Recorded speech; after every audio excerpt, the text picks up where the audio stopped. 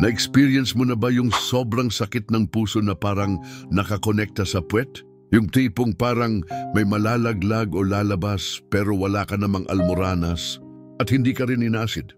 Maraming nakakaranas niyan at hindi ka nag-iisa. Pwedeng dahil ito sa pelvic floor muscle spasm kung saan naninigas ang muscles sa ilalim ng tiyan at puwet. Pwede ring constipation o pressure sa bituka na hindi mo agad napapansin.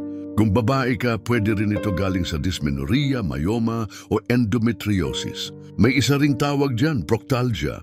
Fugax, isa siyang muscle spasm sa loob ng rectum na bigla-bigla na lang sumusumpong. Minsan, ugat o nerve ang naiipit sa bandang balakang o spine. Kaya ramdam mo pareho sa puso at puwet. Anong pwedeng gawin? Mag-warm compress sa puso o lower back. Huwag magtagal sa upuan. Uminom ng tubig. At iwasan ng sobrang maanghang o maasim. Pero kung paulit-ulit, sobrang sakit o may kasamang lagnat o pagbabago sa pagdumi, magpatingin ka agad sa doktor.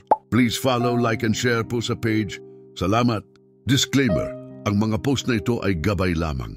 Para sa mas tiyak na lunas, magpakonsulta pa rin po sa inyong doktor.